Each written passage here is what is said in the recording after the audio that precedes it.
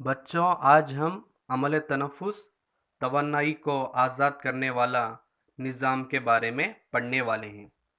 अमल तनफ़ुस एक ऐसा अमल है जिसमें ग़िज़ा टूटने की वजह से तवन्नाई आज़ाद होती है और ये तवन्नाई एटीपी की शक्ल में माइटोकॉन्ड्रिया में जमा होती है।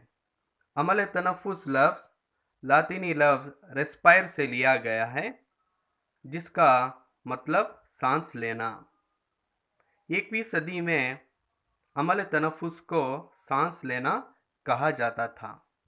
14वीं सदी के बाद सांस लेने को अमल तनफ़ुस कहा गया।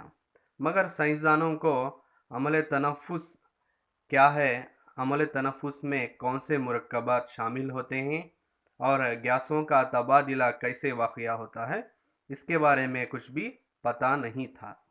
18वीं सदी ईस्वी में लावज़ियर और जोसेफ प्रिस्टली ने गैसों के खवास, अमल तनफ़ुस और गैसों के तबादला के बारे में तजुर्बात अंजाम दिए। आपने जोसेफ प्रिस्टली के तजुर्बे के बारे में पिछली क्लास में पढ़ा है। आज हम लावज़ियर के तजुर्बात के बारे में पढ़ने वाले हैं।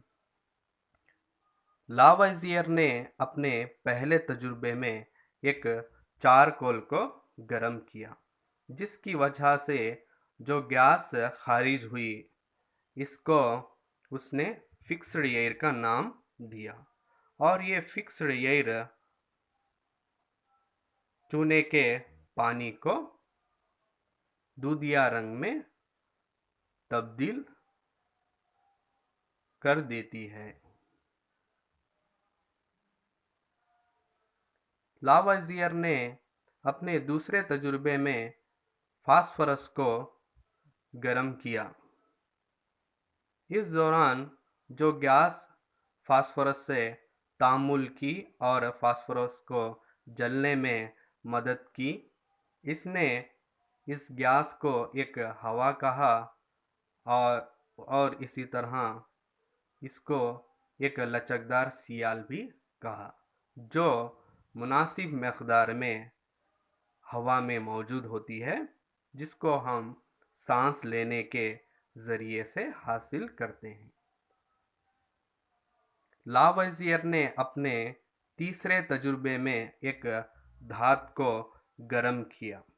इस दौरान जो गैस खारिज हुई, इसने गौर किया कि यह गैस फिक्स्ड एयर से बिल्कुल मुख्तलिफ थी। जब इसने चूने के पानी से इसकी जांच की तो चूने के पानी में कोई तब्दीली नहीं आई। लावज़ियर ने एक और तजुर्बे में ये कहा कि वीटिएटेड एयर का 1/6 हिस्सा चाकी एसिड पर मुश्तमिल होता है। यहाँ पर चाकी एसिड का मतलब फिक्स्ड एयर को कहा जाता है और वीटिएटेड एयर का मतलब ऐसी हवा जिसमें ऑक्सीजन को निकाल दिया गया हो। इसने ये भी कहा कि अगर हम वीटिएटेड एयर से आम हवा को तैयार करना हो तो काबिल तनफ़ुस हवा को मिलाना चाहिए और चाकी एसिड गैस को निकाल देना चाहिए। इसने ये भी कहा कि जितनी मकदार में काबिल तनफ़ुस हवा फेफड़ों में जज्ब होती है, उतनी ही मकदार में चाकी एसिड गैस फेफड़ों के ज़रिए से खारिज होती है। इसने ये भी कहा कि काबिल तनफ़ुस हवा फेफड़ों के ज़रिए से जब खून में जाती है तो जिसकी वजह से खून का रंग सुर्ख हो जाता है, मगर बाद में साइंसदानों ने दरियाफ्त किया कि दरअसल खून का सुर्ख रंग इसमें मौजूद हेमोग्लोबिन की वजह से होता है। 19वीं सदी के वस्त में मशहूर कीमियादां जॉन डॉपर की लिखी हुई किताब इंसानी फ़ेलियात में अमल तनफ़ुस से मुताल्लिक़ इस तरह लिखा।